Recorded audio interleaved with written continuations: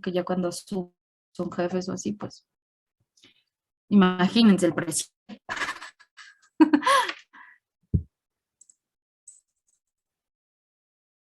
Creo que ya es más.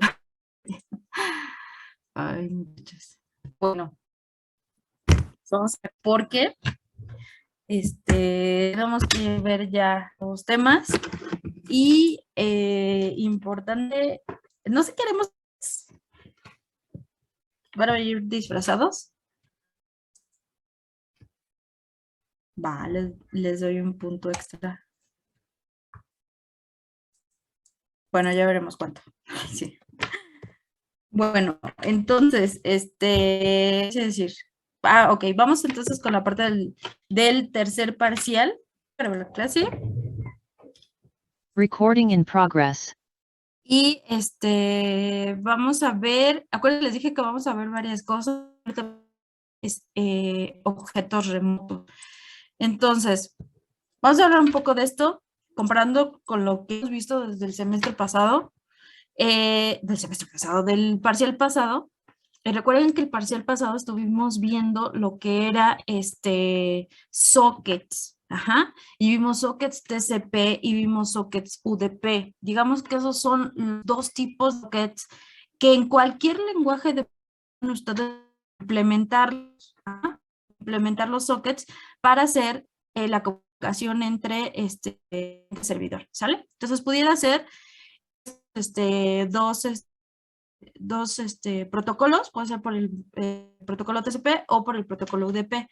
Ok, vamos a ver otro proceso que es parecido a lo que se hace con los sockets, pero no son sockets. En este caso, se llama RMI, que viene de Remote Method Invocation o invocación de métodos remotos.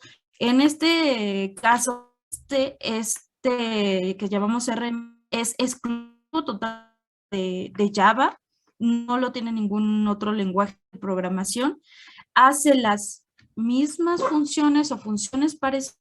Híjole, espérenme tantito porque va a ladrar mi perrita. Espérenme.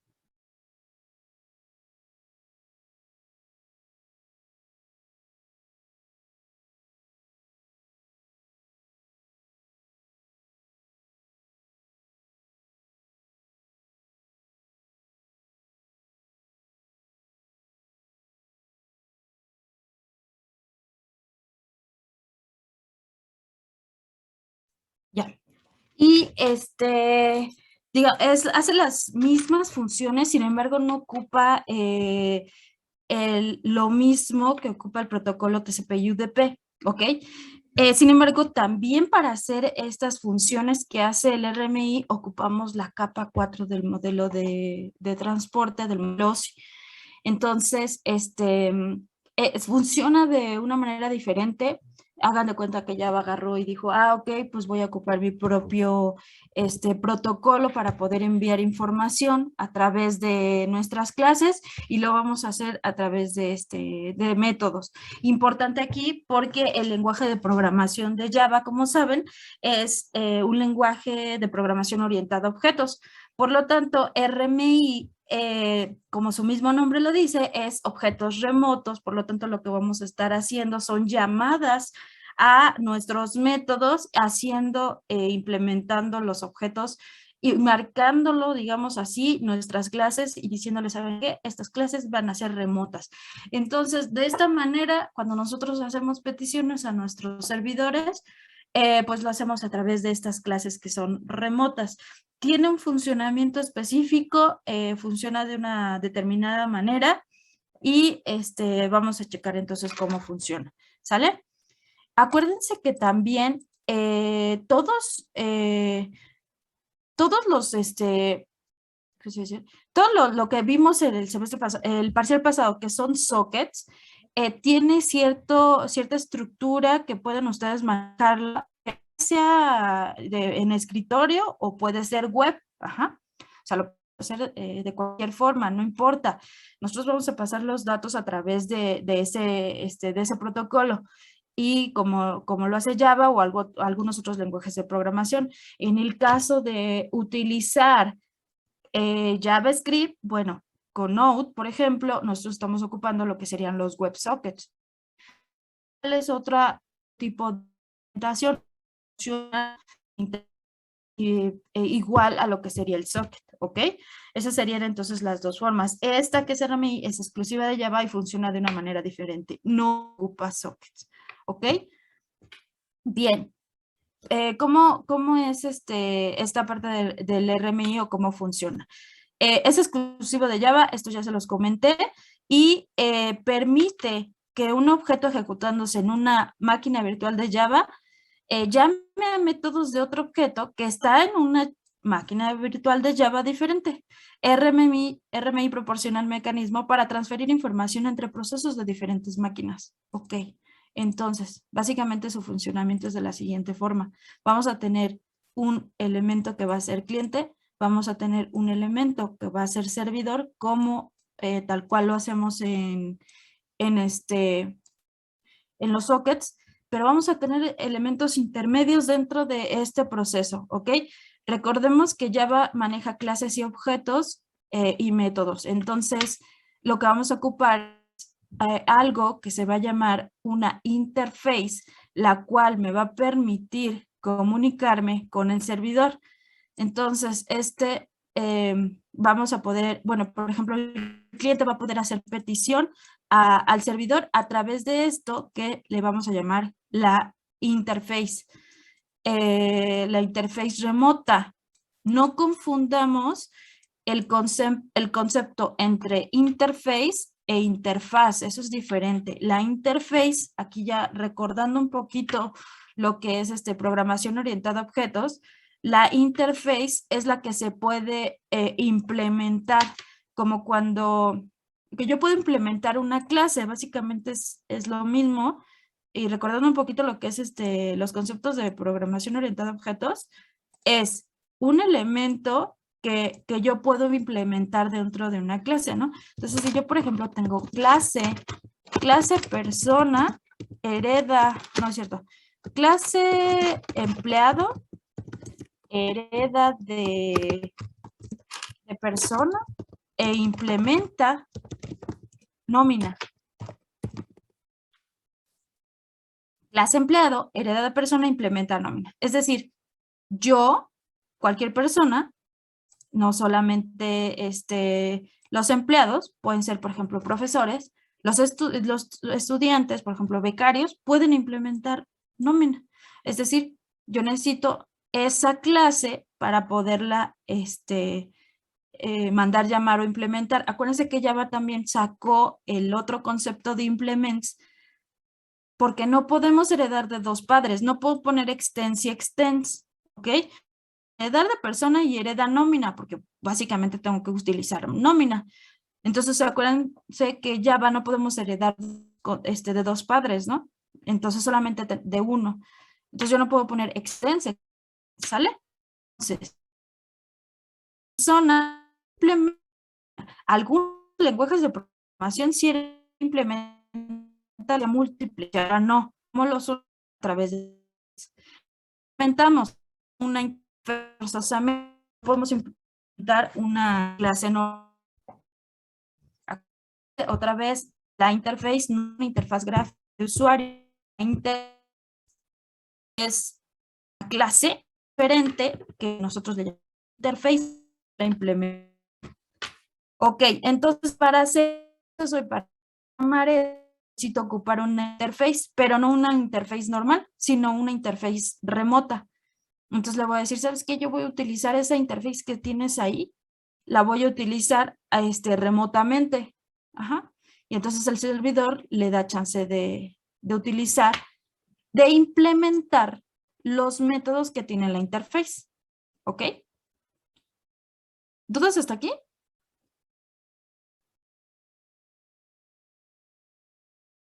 No, ninguna. Ok, vámonos. La estructura. Ok, dice, formado básicamente por dos programas remotos. El servidor crea objetos remotos, referencia a ellos, espera la solicitud de los clientes. El cliente obtiene una referencia a los objetos remotos, ejecuta sus métodos.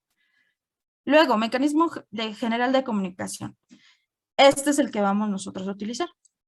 Lo hacemos de dos maneras, a través de un RMI registry, me falta una S por aquí, o paso de objetos de parámetros o valores de retorno de funciones. Lo podemos hacer así o lo podemos hacer también a través de comunicación con objetos remotos o carga de bytecodes, que básicamente lo hacemos. Porque aquí otra vez, como nosotros estamos pasando los datos a través de las clases, los métodos y los objetos, necesitamos código binario, por lo tanto necesitamos convertir esas clases en Java Byte. Entonces básicamente lo que vamos a estar pasando a través de los flujos es un Java Bytecode. ¿Ok? Entonces, vamos a ocupar este registro. Este registro es importante. Y otra vez, retomando lo que estábamos viendo hace rato, tenemos el cliente, tenemos el servidor. Dentro del servidor tenemos una interface. Ajá. Entonces el cliente hace una petición a la interface le hace una petición al servidor, pero a través de un RMI registre. Este registro básicamente es un nombre el cual le pueden poner el que ustedes quieran, un nombre, por ejemplo, nómina, en el caso del ejemplo que hicimos,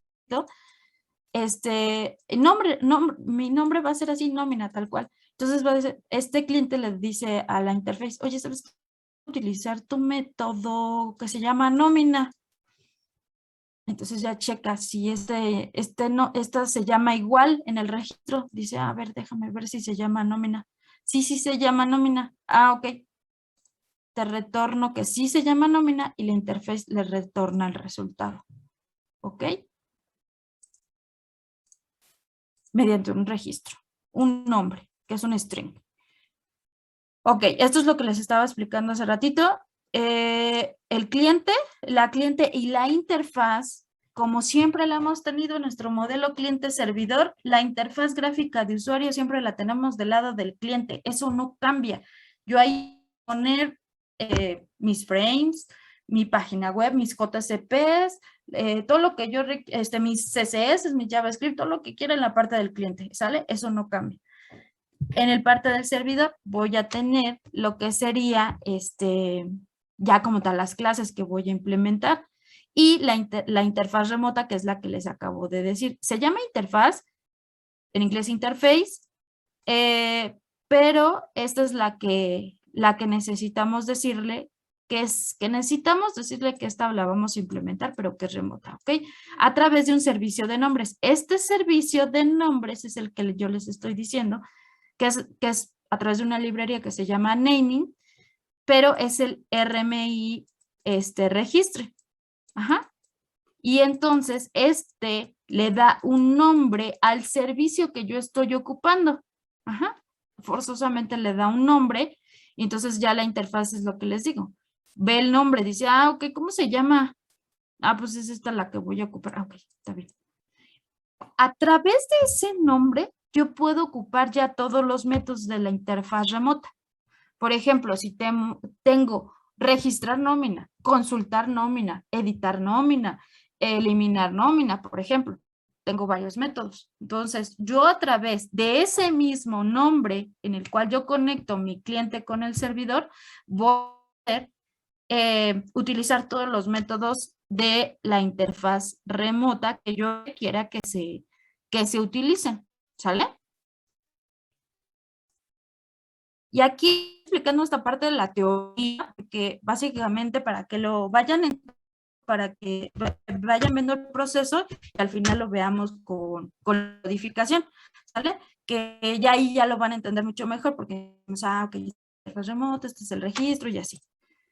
Ok, ahora, internamente esto funciona de diferentes maneras. Internamente, ya les estoy hablando como tal ya del funcionamiento interno de este método de conexión entre servidor y cliente. Ocupamos otros conceptos importantes que se llaman stub y skeleton. Ajá, o el esqueleto. ¿Qué es lo que hacen estos elementos? Estos elementos internamente hacen el proceso de poder conectarnos un elemento con otro. Hagan de cuenta que hace varios años Obviamente las librerías no estaban, ¿no? Ni tampoco los IDEs de programación y demás, ¿no? Entonces, para hacer la conexión, teníamos que generar un stub por el lado del cliente y teníamos que generar un skeleton por el lado del servidor para poder hacer esta conexión. Y entonces teníamos que compilar las clases y teníamos que hacer un proceso ahí en la consola para que ejecutara el stub y que viera que no había errores, lo compilaba, te hacía un bytecode, etcétera. Y por el otro lado, con el servidor te generaba el esqueleto, el mismo nombre dice que realmente internamente realiza para poder hacer la conexión y demás. Ya ahorita en este momento ustedes ya no tienen que realizar esto porque esto ya es automático. Cuando ustedes hacen sus clases, se compila automáticamente y se ejecuta todas las clases, todas, y entonces ya va a poner todo en punto class, punto class, punto class, y ya va a generar todo el proceso, va a generar todo el esqueleto, todos los elementos para poder conectarse. Pero antes no lo hacía así, antes lo tenemos que hacer de pues paso a pasito, ¿no? Pero vamos a ver entonces internamente cómo funcionan estos dos elementos. El stub es exclusivamente del cliente, el esqueleto es exclusivo del servidor. Entonces, el cliente le hace una petición o llama al método a través de este stub que les estoy comentando. Este se conecta con el skeleton, envía los parámetros codificados, el skeleton invoca el método del servidor, el servidor retorna el resultado, el skeleton retorna el resultado al stub y el stub retorna el resultado al cliente. ¿Sale? Ok, ese sería básicamente el proceso de estos elementos, pero vamos a verlos un poquito más detallado. Ah, bueno, más adelante creo. Ok, bueno, esto es con respecto a lo internamente cómo funciona el RMI, ¿sale? Y esto es básicamente cómo funciona con respecto a los protocolos. Otra vez, el RMI cliente le hace una petición al servidor, ¿sí? Le hace una petición al servidor, pero entonces el servidor tiene conectado a una interfaz a través de un registro, que es que es el RMI Registre, y entonces verifica que sea el mismo nombre al cual estamos accediendo y a través del protocolo URL, que al igual que lo hacen los sockets, necesitamos meterle una dirección IP, necesitamos meterle un puerto. Bueno, en el caso nada más del servidor, nada más necesito el puerto. Para el cliente sí necesito la dirección IP. Entonces, a través del protocolo de la URL, me conecto hacia el web server, ¿sale? Se convierte en web server porque nos estamos conectando con las direcciones entre el cliente y el servidor. Para los dos, tanto para el cliente como para el servidor, ocupa el protocolo URL. Igual, les decía, en algunos, para el cliente solamente ocupamos la IP y el puerto, aunque podemos poner más parámetros, y para el servidor solamente ocupamos el puerto. ¿Ok? Vean cómo está dividido, ¿no? Esta es la parte del cliente y esta es la parte del servidor. Así como lo estaba para el stub y el esqueleto. Ahora, ¿qué elementos vamos a necesitar dentro de nuestros programas? Vamos a necesitar la rmi.remote. Esta es para las interfaces heredan, tengo que ponerle extends remote, o implement, si estoy primero heredando y luego implementando, pero si nada más tengo una, puedo ponerle extends remote, ¿no? Lanzamos excepciones para cualquier problema que puedan tener. Para los objetos y métodos remotos ocupamos el único remote object. Esta no la vamos a ocupar. Pero puedo no ocuparla. Puede ser esta o puede ser esta. Puede ser RMI server unique remote para decirle cuál es el método, no es cierto, cuál es pues sí, el objeto remoto que vamos a pasar a través de la interfaz remota. ¿Ok? Entonces hagan de cuenta que vamos a tener la clase cliente vamos a tener nuestra clase interface. Voy a tener una clase que va a ser mi objeto remoto. Le llamo objeto remoto, pero en realidad tengo un método y dentro del método tengo un objeto remoto. Y voy a tener mi clase servidor. Y entonces aquí conecto la interface conecta al objeto, el objeto a su vez al servidor, el servidor regresa al objeto, regresa a la interface y retorna el resultado. ¿Ok? Ahora, paso a parámetros en RMI, pueden ser objetos remotos, la transmisión de objetos locales o la transmisión de datos. Ok, ahora sí vamos con el stub y el esqueleto. ¿Cómo uno de estos dos elementos? Recuerden que esto ya no lo vemos en el código, esto es internamente cómo funciona. Ok, entonces el stub es parte de la representación del cliente y el esqueleto del servidor. Entonces, el stub dice, es una representación local en el cliente del objeto remoto. El objeto que realiza una llamada remota invoca el método en el stub local. Implementa exactamente el mismo conjunto de interfaces remotas que el objeto remoto. Pasos que realiza. Inicia la conexión con la máquina virtual de Java remota que contiene el objeto remoto. Serializa. Y ya lo que les digo aquí es que ya nosotros ya no tenemos, ya solito lo hace cuando compilamos y generamos las clases. Antes sí era paso a paso. Transmite los parámetros a la JVM remota. Espera los resultados de la invocación remota. Lee, deserializa los valores del retorno o excepciones de vueltas. Devuelve el valor al objeto que inició la llamada. Hace uso de RMI-C. RMI-C es para compilarlo dentro de nuestra consola. Para compilar nuestro proyecto dentro de la consola ocupamos RMI-C, que igual no lo necesitamos hacer en la consola, lo podemos hacer dentro del IDE. Ok. Ok, ahora el skeleton. El skeleton va a ser una representación local en el servidor del objeto remoto.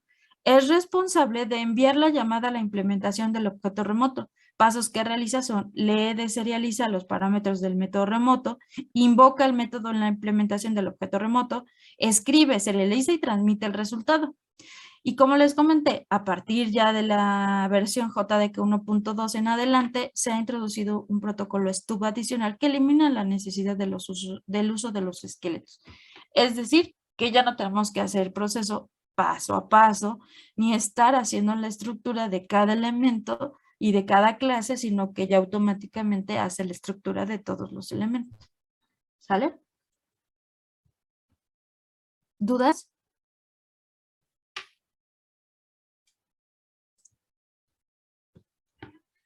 No. Vemos esta y la próxima clase lo demás, ¿va? Ok.